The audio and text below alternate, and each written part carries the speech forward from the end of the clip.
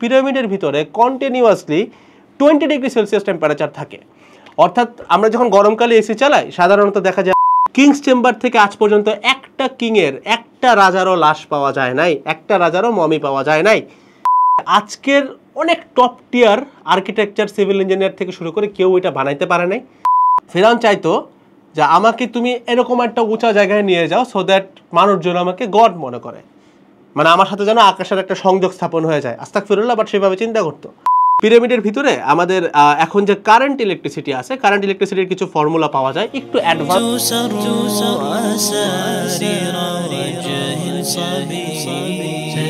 আসসালামু আলাইকুম সবাইকে, welcome to your very favourite episode of the ultimate syllabus. আজকের এই এপিসোডটা is gonna be the final episode of, যেটা আমি শুরুতে একটা এপিসোড বানাইছিলাম, প্রথম এপিসোড যেটা ছিল সোহাগ ভাইয়ার 3টা প্রশ্নের উত্তর দিছিলাম, এবং ওই 3টা প্রশ্নের সাথে কোথায় কিভাবে আমাদের ইসলাম রিলেটেড সেটা নিয়ে কথাবার্তা বলছিলাম। সেইটার ভিতরে একটা প্রশ্ন ছিল যে পিরামিড কারা তৈরি করছে অ্যান্ড পিরামিডের সাথে আসলে ইসলামের সম্পর্কটা কী। আপনি যদি এই মুহূর্তে অনলাইনে থেকে শুরু করে যে কোনো জায়গায়, সেটা আপনি এআই থেকে হোক, যাকে জিজ্ঞাসা করেন না কেন, এটার কোনো সলিড উত্তর পাবেন না আপনি। অর্থাৎ পিরামিড কে বানাইছে, এত আগে কিভাবে সম্ভব ছিল, টেকনোলজি কী ছিল, আজ থেকে 4500 বছর আগের কথা বলতেছি আমি। সে প্রশ্নের উত্তরটা কিন্তু আমরা জানি না। যখন এই প্রশ্নের উত্তরটা জানলে আসলে কী লাভ। আমি যদি আপনাকে আজকে বলি যে এই প্রশ্নের উত্তরটা যদি আজকে আপনি জেনে যান, আপনার লিটারালি যদি আপনার রিলিজিয়ন নিয়ে 10টা মিথ থাকে, অর্থাৎ আপনি না জেনে থাকেন, তার মধ্যে 9টার উত্তর আপনি পেয়ে যাবেন জাস্ট ওই একটা জিনিস জানার মাধ্যমে। দ্যাটস এই ভিডিওটা আমি বানাচ্ছি। তবে বরাবরের মতোই এই ভিডিওটা যখন আমি রেকর্ড করতেছি, I have to make sure যে শুরুতে আপনি পিরামিডের বেসিক ব্যাপারগুলো জানেন। তাহলে আমি বুঝাইতে পারবো যে কোন জিনিসটা আপনাকে খাওয়ানো হচ্ছে ভার্সেস কোন জিনিসটা আসলে সত্য। সো ভিডিওটার মোটামুটি একই ভিডিওর ভিতরে 2টা পোর্শন থাকবে। প্রথম পোর্শনে আমরা কথাবার্তা বলবো পিরামিডটা অ্যাকচুয়ালি কী, কত বছর আগে তৈরি হয়েছিল, কিভাবে, অর্থাৎ যেটা আপনি অনলাইনে পাবেন। অ্যান্ড দেন সেকেন্ড পোর্শন, যেটার জন্য আমি একটা শঙ্কায় আছি যে প্রবাবলি এই ভিডিওটা অনলাইনে কোনো জায়গায় থাকবে না। আমি আপনাকে মাঝখানে একটু ভিডিওটার মাঝখানে থামাই বলতেছি যে প্রয়োজন যদি আপনার মনে হয় ভিডিওটার ইনফরমেশন আপনার দরকার, এরকম একটা খাতা কলম নিয়ে সামনে বসতে পারেন, একটু লিখে রাখেন, অথবা ভিডিওটা ডাউনলোড করে সেভ করে রাখেন, অথবা এমন কোথাও শেয়ার করে রাখেন যেখানে হয়তো আপনি ফাইলটা হয়তো পরে রিকভারি করতে পারবেন। অর্থাৎ ভিডিওটা সেভ করার দায়িত্ব আমি আপনাদের হাতে দিয়ে রাখলাম, কারণ এটার পরে আমি কিংবা আমার এই চ্যানেল কিংবা এই ভিডিওটা ক্ষতিগ্রস্ত হইতে পারে। আল্লাহ নোজ দ্য বেস্ট। সো আসলে আমরা শুরু করি। তো আমরা যখন পিরামিড নিয়ে কথাবার্তা বলতেছি, আমি একটু এক্সপ্লেনেশন পার্টে আছি, এটা একটু শুনবেন, মনোযোগ দিয়ে এটুকু শুনবেন, তা নাহলে কিন্তু পরের পোর্শন আপনি কিচ্ছু বুঝবেন না, যেখানে আমি অ্যাকচুয়ালি রিভিল করবো সব কিছু ইনশাল্লাহ। পিরামিড বলতে আমরা যেটা বুঝি সেটা আসলে পিরামিড কিন্তু অনেকখানে আছে, লাইক মেক্সিকোতে আছে, চায়নাতে আছে, ইন্দোনেশিয়াতেও পিরামিডস আছে। বাট আমরা যখন পিরামিডের কথা বলি, এটা আসলে আমরা ইজিপ্টের পিরামিডগুলোকেই বলি, এবং মোটা দাগে বললে 3টা পিরামিড নিয়ে আমরা কথাবার্তা বলি। ইজিপ্টে যেগুলো তৈরি হয়েছিল আজ থেকে প্রায় 4500 বছর আগে। 3টা পিরামিড আসলে কি ছিল, আমাদেরকে হিস্ট্রি যেটা বলছে সেটাই আমি আপনাকে বলতেছি। প্রথমটা হচ্ছে great pyramid of Giza, geyser একটা পিরামিড, যেটা হচ্ছে বেসিক্যালি একজন ফেরাউন কিংবা একজন মিশরের রাজা যার নাম ছিল খুফু, ওনার কবরস্থান হিসেবে পরিচিত, কবরস্থান বা তার সমাধি যেটাই বলেন আপনি। আরও একটা পিরামিড আছে যেটার সাইজ তার থেকে একটু ছোট, এটা হচ্ছে ওই খুফুর সন্তান যার নাম হচ্ছে খাফরে, তার সমাধি বলা যায়, সেকেন্ড পিরামিড যেটা। আর একটা হচ্ছে এই যে খাফরে, যে খুফুর সন্তান ছিল, এই খাফরের সন্তানের নাম হচ্ছে মেনকাউরে, তার সমাধি ছিল হচ্ছে 3rd পিরামিড। এই 3টা বড় বড় পিরামিড, প্রথমটা সব থেকে বড়, তারপরে 2টা একটু সামান্য আকারে ছোট। এ হচ্ছে বেসিক পিরামিড, যে কী নিয়ে আমরা আসলে কথাবার্তা বলি। প্রত্যেকটা পিরামিডে বেসিক্যালি আমাদের 4টা বলতে পারেন ভাগ থাকে বা 4টা চেম্বার থাকে। প্রত্যেকটা জায়গায় কিন্তু মিথ লুকানো আছে, অর্থাৎ এটার প্রত্যেকটা পয়েন্টে আপনি কমপক্ষে হইলেও 7-8টা করে মিথ পাবেন, অর্থাৎ মিথ্যা তথ্য যেটা আপনি জানেন, যেটার ভিতরে হয়তো আমাদের রিলিজিয়নটা লুকানো আছে। ঠিক আছে, তো আমি একটু বলি 4টা চেম্বার। প্রথম চেম্বারটা কি, একদম নিচে যেটা থাকে সেটা হচ্ছে কি বলা হয় ডিসেন্ডিং প্যাসেজ, মানে অর্থাৎ এটা হচ্ছে আপনার মাটির নিচে পড়ে, আন্ডারগ্রাউন্ড। তার উপরে একটা প্যাসেজ আছে যেটার নাম বলা হয় গ্র্যান্ড গ্যালারি। তার উপরে আরও একটা প্যাসেজ যেটাকে বলা হয় কুইন্স চেম্বার। তার উপরে একদম টপ চেম্বার যেটা, সেটাকে বলা হয় কিংস চেম্বার। একদম বেসিক অনলাইনের ইনফরমেশন, ঠিক আছে। এবং এই যে আমাদের পিরামিডের ব্যাখ্যা যদি আপনি নর্মালি চ্যাট জিপিটিও করেন, আপনি বুঝবেন যে পিরামিড হচ্ছে ফেরাউনদের সমাধিস্থল, ঠিক আছে। তো তাদেরকে যে কফিনটাতে রাখা হইতো সেই কফিনটা একটা কাইন্ড অফ স্টোনের স্ট্রাকচারের মধ্যে রাখা হইতো, যেটার নাম হচ্ছে সার্কোফেগাস। এই সার্কোফেগাসটা খুব এক্সপেন্সিভ একটা জিনিস, এবং পিরামিডকে অনেকে বলে, এটা প্রচলিত আছে, মিথ কি না এটা আমি লাস্টে বলবো, বাট প্রচলিত আছে পিরামিড এতটা কার্সড যে এইটার 3 নাম্বার যে পিরামিডটা, ম্যানকাউরের যে পিরামিডটা, এইটার সার্কোফেগাসটা একটা সময় ইংলিশ একটা শিপ এটাকে চুরি করে নিয়ে ভাগতে গেছিল, পরবর্তীতে এই জিনিসটা শিপ সহ তলায় যায় পানির নিচে। সো এই লেভেলের কার্স এটার উপরে আছে। কেন আছে, কোথা থেকে আছে, এগুলোর এক্সপ্লেনেশনে আমরা সামান্য কিছু বাদেই চলে আসবো। তো আমরা নিচের দিকের যতগুলো চেম্বারের কথাবার্তা বললাম, ওইখানকার যে স্টোনগুলো সেগুলোকে বলা হয় লাইমস্টোন, ঠিক আছে? এগুলোর এক একটার ওয়েট লিটারালি 2 থেকে 3 টন। তবে এই স্টোনগুলো মোটামুটি যেই গিজার ওইখানে যে পিরামিডটা ওটার আশপাশেই পাওয়া গেছে, খুব বেশি দূরে না। বাট যেটা কিংস চেম্বার, যেখানে স্টোনগুলো একদম পারপেন্ডিকুলার অথবা বাংলায় বললে একদম লম্বভাবে বসানো আছে, সেই স্টোনগুলোর নাম হচ্ছে গ্রানাইট স্টোন, যেটার এক একটার ওয়েট লিটারালি 25 থেকে 80 টন। আপনি যদি সামান্য অঙ্ক বুঝতে চান, অঙ্ক বলে 1 টন মানে 1000 কেজি, অর্থাৎ 2 থেকে 3 টন মানে কিন্তু 2000 থেকে 3000 কেজি। সো আপনি আই গেস পরিমাণটা বুঝতে পারতেছেন। আর আমি যখন লাস্টে বললাম যে কিংস চেম্বারের যে স্টোনগুলো যেটাকে পারপেন্ডিকুলার বসানো হয়েছে, ওইগুলোর ওয়েট কিন্তু 25 থেকে 80 টন, অর্থাৎ 25,000 থেকে 80,000 টন, 80,000 কেজি এক একটা পাথর, একটা সিঙ্গেল পাথর।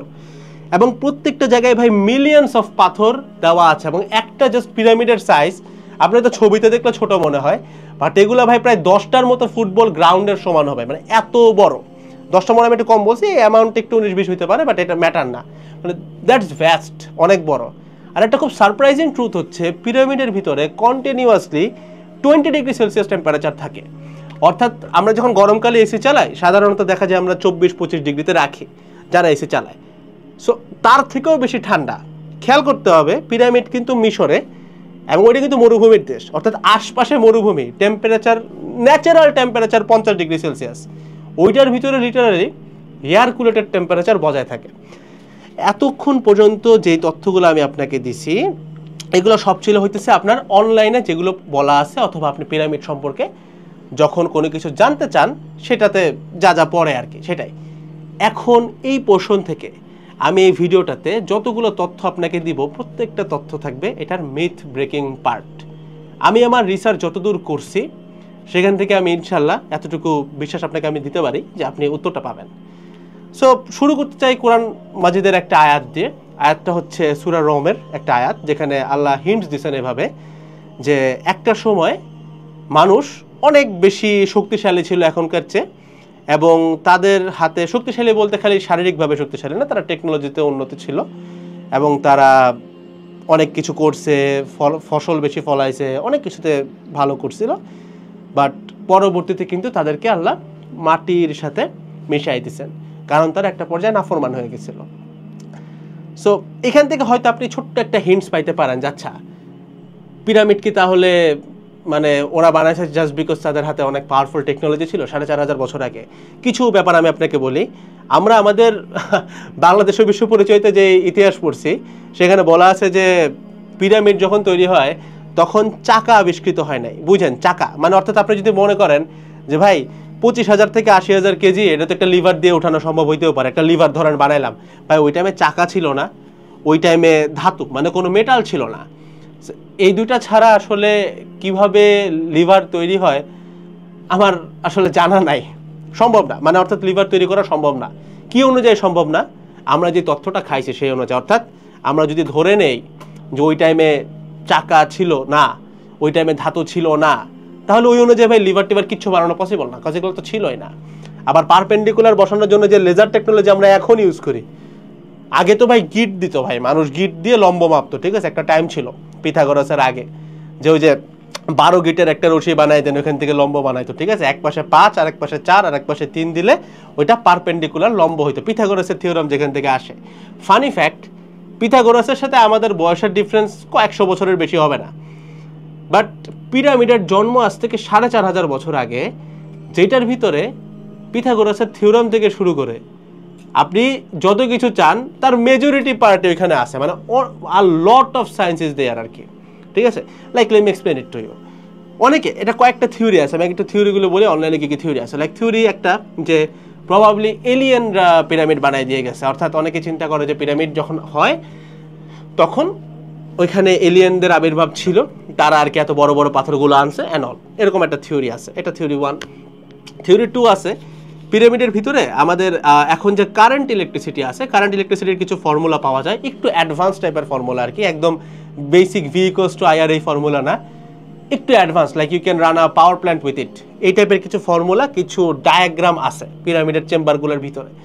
সো দ্যাট অলসো এক্সপ্লেন্স, অনেকে এটা বলে যে পিরামিড প্রবাবলি মিশরের একটা পাওয়ার হাউস ছিল, অর্থাৎ এখান থেকে ইলেকট্রিসিটি দিত। বাট আমাদের হিস্ট্রি বলে ওই টাইমে ইলেকট্রিসিটি আবিষ্কার হওয়ার নামও হয় নাই, ঠিক আছে। দেন আরও কিছু থিওরি আছে, যেমন প্রবাবলি জিন জাতির হেল্প নিয়ে পিরামিড বানানো হয়েছে। সো আমরা যদি সুলাইমান আলাইহিস সালামের আমলটা সময়টা চিন্তা করি, সুলাইমান আলাইহিস সালাম কিন্তু পিরামিডের অনেক পরে আসছেন, সুলাইমান আলাইহিস সালাম, ঠিক আছে। তার আমল, তার যে টাইমটা ছিল, তিনি যখন জীবিত ছিলেন অথবা তিনি যখন ধর্ম প্রতিষ্ঠা করছেন। সো আপনার জিনের থিওরিটা, মানে সুলাইমান আলাইহিস সালাম জিনের উপর অনেক বেশি প্রভাব রাখতেন আর কি, তিনি প্রাসাদ বানাইছেন এন্ড অল।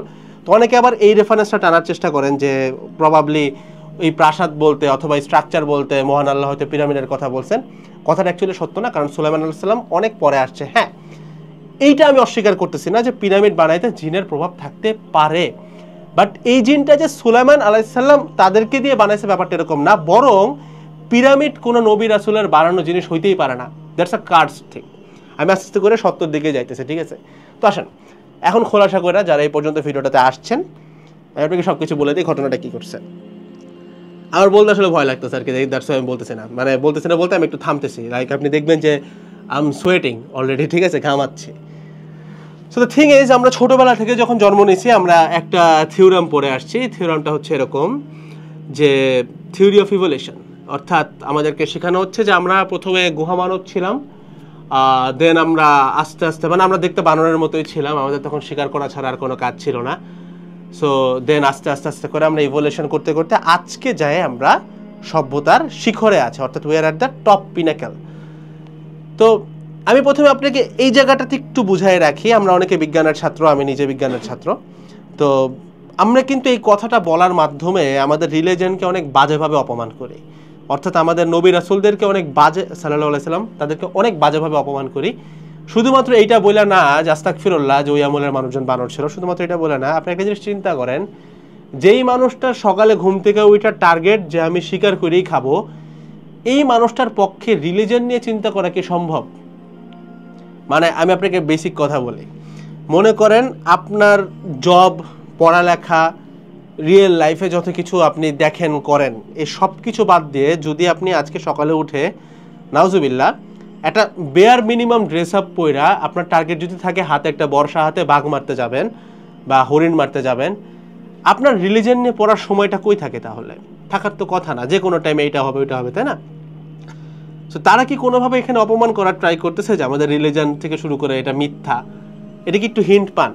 মানে এটা শুধুমাত্র এই অপমানটা যে তারা করতেছে ব্যাপারটা এরকম না যে তারা আমাদের আদি পুরুষ অর্থাৎ আমাদের নবী রাসূল সাল্লাল্লাহু আলাইহি সাল্লামকে অপমান করতেছে এভাবে যে তাদের আমলে মানুষজন লাইক বানর টাইপের ছিল, বানরের আবার একটা সুন্দর নামও তারা দেখে আবিষ্কার করছে, ঠিক আছে।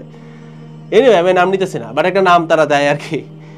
তো দ্য থিং ইজ, শুধুমাত্র ওইটা অপমান না, আপনার কাছে কি মনে হয় না যে অপমান এটাও হইতে পারে যে এইভাবে বলা যে ভাই তারা তো খাবারই পাইতো না আর আপনি আসছেন ভাই রিলিজিয়ন তারা প্রতিষ্ঠা করে গেছে, কেমনে পসিবল? আস্তাগফিরুল্লাহ, but that's a part of it. কিন্তু আসেন, থিওরি অফ ইভলিউশনে বলা হইতেছে যে আমরা আস্তে আস্তে করে চাকা বানাচ্ছি, এটা বানাচ্ছি, এটা বানাচ্ছি, এটা বানাচ্ছি, তাইলে এটা কি সত্যি না? দেখেন ব্যাপারটা হচ্ছে এইটা, প্রথমে একটা সত্য বলে রাখি আপনাকে, যদি কেউ বলে যে পিরামিড বানাইতে জিন জাতির ভূমিকা ছিল, দেখেন জিন অনেক আগে থেকে বিরাজ করে পৃথিবীতে এবং এখনো অনেক জিন আছে যাদের বয়স প্রায় 10,000 বছর, তারা এখনো জীবিত আছেন। তো জিন যে কোনো স্থাপনার পিছনে থাকতেই পারে, এটা অস্বীকার করার কিছু নেই। অর্থাৎ এমন ঘটনা ঘটতেই পারে যে জিন একটি স্থাপনা তৈরি করতেছে, এই অলৌকিক ক্ষমতা আমাদের মহান আল্লাহর আছে এবং তিনি এই ক্ষমতাটা অনেক নবী রাসূলকেও দিয়ে গেছেন। কিন্তু নবী রাসূল কিন্তু পিরামিড বানায় নাই। তাহলে প্রশ্ন আসতে পারে, আচ্ছা কোন একটা খারাপ জিন হয়তো বানাইছে, কেন পিরামিড বানায় নাই সেই ব্যাখ্যাতে আমি আসতেছি। বাট কোন একটা খারাপ জিন তো এই কাজে আসতে পারে, তাই না? আসতে পারে, এটা তো আপনি অস্বীকার করতে পারেন। অর্থাৎ মনে করেন জিন তো আসলে আল্লাহর চোখে জিন কি, আমরা যেমন সৃষ্টি জিনও তো সৃষ্টি। তো তো ধরেন আমি বলতেছি না ভাই মানে 1000 মানুষ কাজ করছে, রহিম হচ্ছে একজন, তো ভাই রহিম ছিল কি ছিল না, তখন 1000 10,000 মানুষের নাম তো মনে রাখা পসিবল না। অর্থাৎ যারা যারা কাজ করছে তাদের মধ্যে জিন থাকলেও থাকতে পারে, না থাকলেও না থাকতে পারে, থাকার চান্সই বেশি। বুঝাইতে পারছি? অর্থাৎ জিন থাকতেও পারে, ব্যাপারটা এরকম। এবার আসেন converting to the next thing আর কি, যে লাস্টের দিকে যদি আমরা একটু আসি, যে what does theory of evolution says. ব্যাপারটা আমরা একটু বোঝার চেষ্টা করি। জিনিসটা এরকম, কোরআন মাজিদ খুব স্পষ্টভাবে আমাদেরকে এই জিনিসটা ইন্ডিকেট করতেছে যে একটা সময়ে আমাদের সভ্যতা পিকের কাছাকাছি গেছে বা পিকে গেছে এবং তারা অহংকারী হয়ে গেছিল। দেন আল্লাহ তাদেরকে লিটারালি মাটিতে মিশাই দিচ্ছেন, বাট কয়েকটা অভিশপ্ত জিনিস আল্লাহ রেখে দিচ্ছেন, যেমন ফিরাউনের বডি। আমরা ছোটবেলায়, আমি জানি আপনি ভুল পড়ছেন কিনা, অনেকে ভুল পড়তে পারে, দেখেন ফিরাউনের মৃত্যুর লিটারালি 3000 বছর পর তার লাশ পাওয়া যায়, ঠিক আছে? সো এই যে প্রিজার্ভেশনটা, পিরামিডও কিন্তু ওইরকম একটা প্রিজার্ভ জিনিস আল্লাহ যেটা প্রিজার্ভ করে রাখছেন, দ্যাট ওয়াজ কার্সড বলতেছে অনেকক্ষণ ধরে। কেন?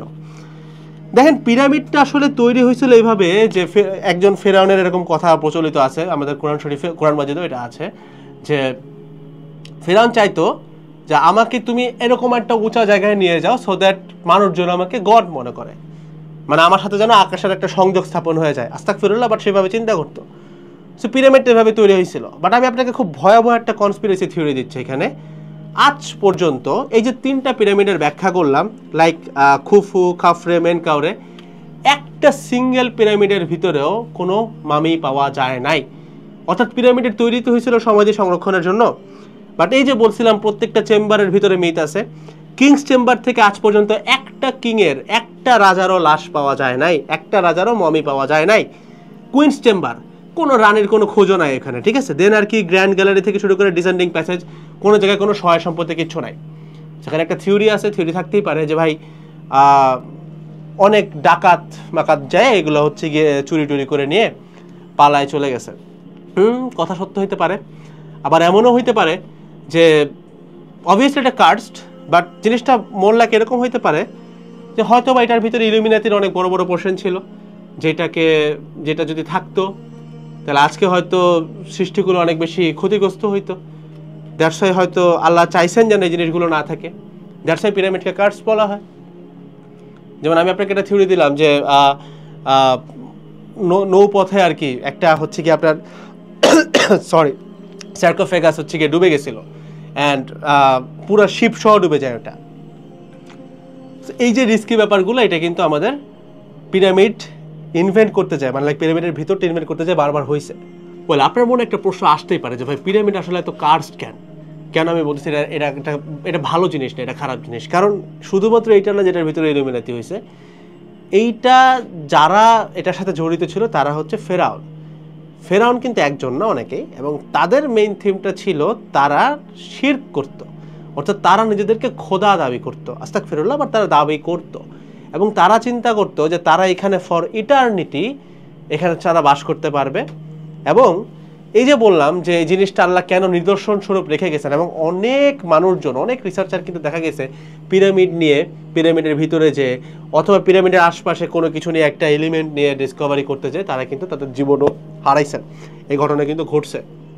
2-1 জনের কথা আপনি খুব ক্লিয়ারলি পাবেন, আমি আর নাম মেনশন করতেছি না, বাট আছে। অর্থাৎ এটার সাথে অভিশাপটা জড়িত আছে। এটা কারণ হচ্ছে তারা নিজেদেরকে অনেক বড় জায়গায় নিতে চাইছিলেন, এই কারণেই তখনকার এই সভ্যতাটাকে আল্লাহ একদম মাটির সাথে মিশায় দেন। I guess you getting my point. আল্লাহ দেখাইতে চাইছেন যে দেখ তোদের কিচ্ছু নাই, জাস্ট 2-3টা পিরামিড। অর্থাৎ আল্লাহ যা চাইছেন তাই শুধুমাত্র আছে, তার বাদে আর কোনো কিছুর এক্সিস্টেন্স সেখানে নাই। এখন আসি ভাই সিস্টেমের সাথে বা ইসলামের সাথে পিরামিডের সম্পর্কটা কোথায়। নর্মালি বুঝেন, আজকে যদি আপনি বুঝেন যে সভ্যতা একটা সময় তার পিকে গেছে, দেন সেটা ধ্বংস হয়েছে, আরও পিকে যাচ্ছে। দেখেন একদম সর্বোচ্চ চূড়ায় সভ্যতা এখনো যায় নাই বলা যায়, কখনোই যায় নাই। কারণ হচ্ছে সর্বোচ্চ চূড়ায় গেলে কিয়ামত হয়ে যাওয়াটার কথা, সর্বোচ্চ চূড়া বলা পসিবল না। তবে এখনকার থেকে পিকে যাইতেই পারে, কারণ আমরা এখনো পিকে নাই, we are not at the highest point at the moment, তাই না? সো হয়তো সভ্যতা সে তার পিকে গেছে, সৃষ্টিকর্তা তাকে আবারও মিশাই দিছে, কারণ তারা অহংকারী হয়ে গেছে। সো আমরা যদি এই প্যাটার্নটা ফলো করি, আমরা খুব ইজিলি বুঝে যাব যে কেন বিশ্বে আসলে 2টা ফোর্সের মারামারি হইতেছে, একটা সিস্টেম আর একটা মুসলিম। এটা আমরা ইজিলি বুঝে যাচ্ছি যে আসলে কোথায় যায় শেষ হচ্ছে। অ্যান্ড অলসো আপনি যখন একটা সভ্যতার লাইক বুঝেন, আমাদেরকে সিস্টেমটা খাওয়াচ্ছে কি যে আমরা শুরু করছি জিরোতে, আমরা গুহামানব থেকে আজকে আমরা সভ্যতার চূড়ায় আসছি। সো দেখেন আমরা কোনো জায়গায় কিন্তু এইটুকু জানতে পারতেছি না যে আমরা কখনো টপে গেছি কিনা, যার কারণে আমাদের নিজেদের মধ্যে একটা অহংকার ভাব আসতেছে যে আমরাই সেরা, আমরা অনেক কিছু জানি। সিস্টেম এটা চাচ্ছে আপনি যেন নিজেকে অহংকারী মনে করেন, যেন আপনি এই ধরনের নাফরমানি কথাবার্তা বলেন যে আজ থেকে 1500 বছর আগে 1400 বছর আগের জিনিস দিয়ে আমি এখন কি করবো, আস্তাগফিরুল্লাহ। বাট আপনি যদি কথাটা বলতে পারেন যে তখন তো মানুষ জানতো না, এখন তো আমরা অনেক জানি, এই কথাটা পিচ করার জন্যই কিন্তু এই ইভলিউশনের থিওরিটা খাওয়ানো হয়। বাট আপনি যখন জানেন যে না সভ্যতা এই পর্যন্ত আইসা সে তার চড়চড়ায় গেছে, দেন একদম মাটিতে মিশছে, দেন আবার নিচ থেকে আবার উঠতেছে, তখন কিন্তু আপনি জানেন যে এই লোকরা অনেক উপরে গেছিল কিন্তু নাফরমান ছিল দেখে মিশে গেছে কিয়ামতের অনেক আগে, আমরাও কিন্তু মিশতে পারি। তখন আপনি একে তো পুরো ব্যাপারটাকে প্রেডিক্ট করতে পারতেছেন যে সিস্টেমটা আসলে কিভাবে আগায়, সিস্টেম তৈরি হবে। তখনকার ফেরাউনদের মতো এখন ফেরাউন থাকবে যাদেরকে হয়তো আমরা এখন চিনতেছি না, কারণ তারা এখন আরো চালাক, তারা তো জানে সিস্টেম কিন্তু এই সব কিছু জানে, জানতাম না হচ্ছে আমরা, আজকে আপনারা জেনে গেলেন। যেন আমরা এই জিনিসটা কপি করতে না পারি, আমরা যেন না বুঝে যাই যে কে আমাকে চালাচ্ছে, কেন আমরা এরকম করতেছি, কেন আমার গান শুনতে ভালো লাগে, থাউজেন্ডস অফ জিনিস, কেন আমি সুদ নিচ্ছি, ঘুষ খাচ্ছি, এই জিনিসটা জাস্ট ঢাকার জন্য, মানে ইসলামকে একদম রুট থেকে উঠে ফেলার প্রয়াসই হচ্ছে আমাদের থিওরি অফ ইভলিউশনটা খাওয়াই দেওয়া। যে আমরা আগে গুহামানব ছিলাম, এখন অনেক টপে গেছি, বাট মাঝখানে যে আমরা শিখরে উঠছি আবার নামছি, শিখরে গেছে নামছি, এটা জাস্ট না খাওয়ানো। এখন যদি আমি পুরা ব্যাপারটারে সামারাইজ করি, আমাদের মুসলিম উম্মাহ অথবা এই বিশ্বে যেটা সত্য, আমি অনেক কষ্ট করে, অনেক রিসার্চ করে, অনেক মানুষের কাছে যে ঘন্টার পর ঘন্টা সময় দিয়ে যতটুকু জ্ঞান আমার বিগত এই 2 থেকে 3 বছরের জার্নিতে জানতে পারছি, সেটা যদি এক কথায় সামারি করি অ্যাবাউট পিরামিড, অর্থাৎ এখন আমাদের সভ্যতার আপডেট কি, আমরা কত দূর পিরামিড সম্পর্কে জানি, এবং আপনার রিসার্চটা, আগামী প্রজন্মের রিসার্চটা কোথা থেকে শুরু করা উচিত, সে লাইনটা যদি আমি টেনে দিই, সেটা হচ্ছে এইটা, পিরামিড আমাদের এর আগের অনেক উন্নত একটা সভ্যতার একটা ফাইনাল আউটপুট ছিল, যেটা এতটা ফাইন যে আজকের অনেক টপ টিয়ার আর্কিটেকচার, সিভিল ইঞ্জিনিয়ার থেকে শুরু করে কেউ এটা বানাইতে পারে নাই, সরি নট ইভেন ক্লোজ গেছে, ওইটার কিছুই করতে পারে নাই। এবং আল্লাহ এটাকে রাখছেন, এটা একটা নিদর্শন স্বরূপ, যেন আমরা এটা বুঝতে পারি যে তুমি যতই উপরে যাও না কেন, নিজেকে যদি কোনোভাবে শিরকের আশপাশে নাও, ইউড গেট ডুমড। এটা হচ্ছে পয়েন্ট 1। পিরামিড তাহলে কারা বানাইছে? সেই সভ্যতার সর্বোচ্চ টেকনোলজি যাদের কাছে ছিল তারাই বানাইছে। তাদেরকে কারা কারা হেল্প করছে? হেল্প করতে পারে জিন জাতি, হেল্প করতে পারে জিন জাতি, হয়তো এখনও অনেক মানুষকে হেল্প করেন। এরকম অনেক আল্লাহর পছন্দের লোক আছেন এবং আল্লাহর অনেক ঘৃণিত বান্দা আছে যারা কালা জাদু করে, দুই পক্ষকেই কিন্তু ভালো জিন বা খারাপ জিন হেল্প করে। সো জিন থাকতেই পারে, বহিরাগত কেউ আছে কিনা সেটাও থাকতে পারে, সেটা নিয়ে আমাদের জ্ঞানের বিষয় না। এইখান থেকে আমাদের পিক হচ্ছে মানব জাতি তার সভ্যতার পিকে গেছে, এবং থিওরি অফ ইভলিউশন যেটা, যে গুহা মানব থেকে এই পর্যন্ত আসছে, আগে মানুষ বানর ছিল বা এপস ছিল, জিনিসটা লিটারালি একটা ফ্রড থিং, একটা পুরোপুরি একটা স্ক্যাম, যেটা আপনাকে সিস্টেম খাওয়ায় যেন আপনি সবসময় ব্রেন ওয়াশ থাকেন। দ্যাটস দ্য থিং আর কি। সেটা যদি খাওয়ানো যায়, আপনি কখনই বুঝবেন না যে ইসলামের শুরুটা কি। কারণ দেখেন, আপনি যেই লোকটা থিওরি অফ ইভলিউশন বিলিভ করে, কোনোভাবে তার পক্ষে কিন্তু ইসলামের সত্য বিলিভ করা পসিবল না, কখনোই পসিবল না ইসলামের সত্য বিলিভ করা। সো এই জায়গাটাতে যদি কেউ পিরামিডের, এই যে আপনি এতদূর যখন জেনে গেছেন যে পিরামিড জিনিসটা কি ছিল, এটা একটা কার্ডস ছিল, কার্ডসের কারণ হচ্ছে এটা আসলে তারা নিজেদেরকে গড মনে করতো, এবং তারা এই জিনিসটা বানাইছিল সারা জীবন টেকার জন্য, যেখানে তাদের কেউই টিকে নাই। ঠিক আছে, লিটারালি কেউই টিকতে পারে না, পুরো সভ্যতা মাটির নিচে চলে গেছে। আল্লাহ যতটুকু রাখতে চাইছেন এবং ঘোষণা করছেন ততটুকুই আছে, এবং ওইটা নিয়ে যারা বেশি লাফালাফি করছে, বেশি ওইটার ভিতরে যায় একদম ওইরকম কিছু করার চেষ্টা করছে, তারা কিন্তু দেখা গেছে কার্স হয়েছে আবারও। সো এই জিনিসটা দেখানো, এবং এখান থেকে আমরা এটা কিন্তু অলরেডি বুঝতে পারতেছি যে what the system is actually wanting, চাচ্ছেটা কি। তো that's all about the thing. এই রিসার্চ ইয়ার উপরে আপনার রিসার্চটা এখন কেমন হওয়া উচিত? দেখেন, পিরামিডের আর্কিটেকচার নিয়ে আপনি ভাবতে পারেন, অবশ্যই এটা আমাদের বিজ্ঞানের উন্নতি হবে, আর্কিটেকচার নিয়ে ভাবার বিষয়, পড়ালেখা করারও বিষয়। তবে পিরামিডের ভিতরে অনেক প্রকারের কালো জাদু থেকে শুরু করে অনেকগুলা ব্যাপার স্যাপার কিন্তু ছিল। এইটা নিয়ে কখনোই রিসার্চ করা ইসলাম আপনাকে কখনোই এটা সাধুবাদ জানায় না। অর্থাৎ এই কারণেই আমরা চাচ্ছিলাম যে ভিডিওটা একটা ম্যাচুরিটি লেভেল পর্যন্ত আপনারা যখন যাচ্ছেন নলেজের, তখন দেওয়ার কারণ হচ্ছে লাইক, আপনি যদি খুব বেশি ইলুমিনেটি নিয়ে আপনার জ্ঞান থাকা আবশ্যক, নাহলে আপনি বুঝবেন না আপনার ক্ষতি হচ্ছে কিনা বা কোনটা করা যাবে না, তবে সেইটা এমন লেভেলে নেওয়া যাবে না যে আপনি নিজেই প্র্যাকটিস করতেছেন, বুঝতে পারতেছেন? সো ব্যাপারটা হচ্ছে পিরামিড থেকে আপনি আর্কিটেকচার শিখতে পারেন, সেটা আপনি আপনার সভ্যতার কল্যাণে ব্যবহার করতে পারেন, শিরকের কাজে প্রশ্নই ওঠে না। And also at the same time আপনার এই যে এখান থেকে ইসলাম সম্পর্কে জানলেন, এই রিসার্চের উপরে দাঁড়ায় আপনার এখন ইসলাম নিয়ে রিসার্চ করা উচিত রাদার দেন, অর্থাৎ আপনি তো উত্তর পেয়ে গেলেন, এরপর আপনার কাজ হচ্ছে ইসলাম যেটা বুঝলেন, সিস্টেমটা যে ফ্রড এটা বুঝলেন, আস্তে আস্তে প্রত্যেকটা জিনিস ধরা। যেমন আমার অন্যান্য এপিসোডগুলো ফলো করতে পারেন, কেন সুদ হারাম বলছি, জাকাত আর ট্যাক্সের পার্থক্যটা কোথায়, কেন ট্যাক্স দিয়ে জাকাতকে মুছে ফেলতেছে সেটা বলছি, দেন সুদমুক্ত জীবন কিভাবে কাটানো যায়, সর্বোচ্চ প্রয়াস কেমনে করবো সেটা নিয়ে কথাবার্তা বলছি, রথচাইল্ড ফ্যামিলি, তারপরে পুরো সিস্টেমটা চালাচ্ছে আসলে কারা, এরকম থাউজেন্ডস অফ ব্যাপার স্যাপার আছে যেটা নিয়ে আপনারা এখন রিসার্চ করে নিজের আমল এবং ইমানটাকে, নিজের নফসটাকে প্রোটেক্ট করা উচিত। লাইক নফস প্রোটেক্ট করা বলতে নফসের এগেনস্ট আপনার জিহাদ করা উচিত। That's the thing, that's all over this whole episode. দেখা হচ্ছে নেক্সট এপিসোডগুলোতে। যাদের যাদের এপিসোডটা ভালো লাগছে প্লিজ ডু সাবস্ক্রাইব, সাবস্ক্রাইব করলে আমরা এই কন্টেন্টগুলো আপনাদের জন্য আরও বেশি বানাইতে পারি, কারণ এই দাওয়াতটা অনেক বেশি প্রসারিত হয় তখন। যারা এই দাওয়া প্রোগ্রামটাতে আপনারা প্যাসিভলিও আমাদের সাথে যুক্ত থাকতে চান, আপনারা অলরেডি জানেন যে চ্যানেলটা, এই কন্টেন্টগুলোর প্রত্যেকটা কোনোটাই কিন্তু মনিটাইজড না। সো আপনি যদি জাস্ট এই দাওয়া প্রোগ্রামে অংশগ্রহণ করতে চান, you can just simply share the video or just subscribe to the channel, যেন ভিডিওটা সবার কাছে পৌঁছায় যায়, সবাই যেন সত্যটা জানতে পারে। হ্যাঁ, অবশ্যই ভিডিওটা ডিলিট হয়ে যেতে পারে যে কোনো টাইমে, টু ডাউনলোড দ্য ভিডিও। আসসালামু আলাইকুম সবাইকে, টাটা।